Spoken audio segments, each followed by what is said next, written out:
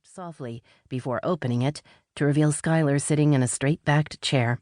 The younger girl looked up guiltily from the book she was holding. Astrid saw that it was her own paperback copy of Pride and Prejudice. She'd had it in her book bag the day she met the professor. "Sorry," Skylar stammered. "I know this is yours, but It's yours now." Astrid's voice was breathless with the thought of escape. "Do you know why the professor is so angry?" Skylar hugged the book to her chest and shrugged. "He saw something on his computer that made him mad," she said, swallowing hard. "I haven't seen him that mad since, well..." The girl's soft voice trailed off as a shadow passed over her pale face.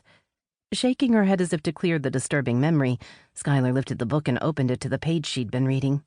Her lips began to move silently as her eyes focused on the page. Skylar had once again retreated into the inner world where she seemed to live most of the time.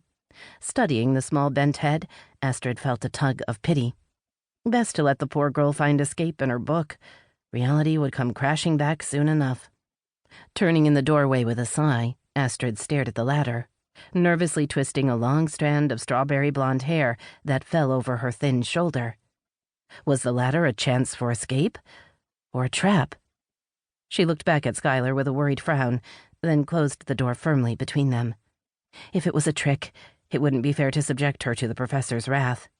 She couldn't risk putting the girl in mortal danger. "But this may be my only chance to get out of here, to get home."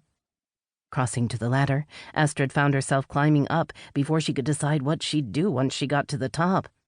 When her head brushed against the rough wood of the hatch, she hesitated only a moment before lifting a trembling hand.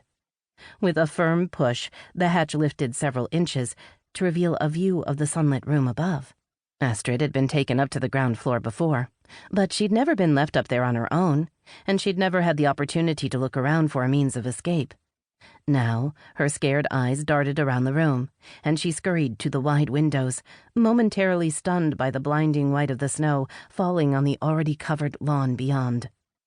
Tall, snow-capped trees could be seen behind the tall security fence that encircled the big property. She imagined the miles of frozen, unforgiving forest that waited past the fence. The professor had warned her often enough that the ranch was in the middle of nowhere. He'd assured her that if she somehow managed to escape, the mountain lions, grizzly bears, and gray wolves would be sure to find her before any people would.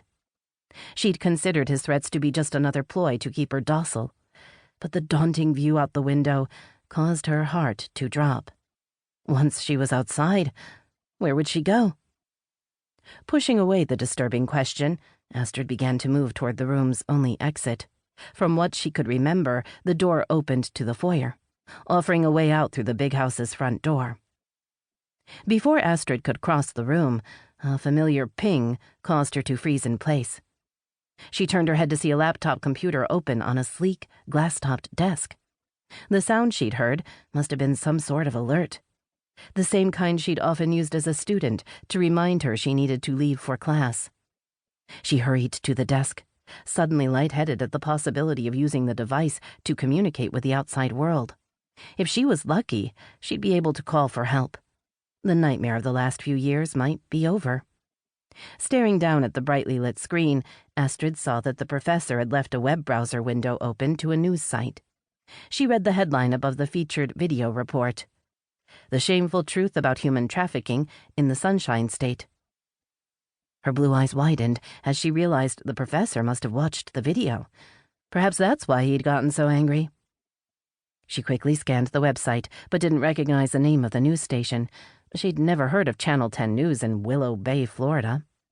Before she could stop herself, Astrid reached out a trembling finger to tap the smooth surface of the laptop's trackpad. The screen came to life as the video began to play. A reporter stood in front of a swaying palm tree, her long, dark hair lifting in the gentle breeze as she faced the camera with a serious expression. Public outrage is boiling over as an ever-growing number of women and children in South Florida are being exploited or forced into servitude and captivity by organized trafficking networks. The reporter's grim expression matched her sobering words. "I'm Veronica Lee, and this is the first in a series of investigative reports Channel 10 will present on the scourge of human trafficking in our community, as well as the efforts local and federal officials..."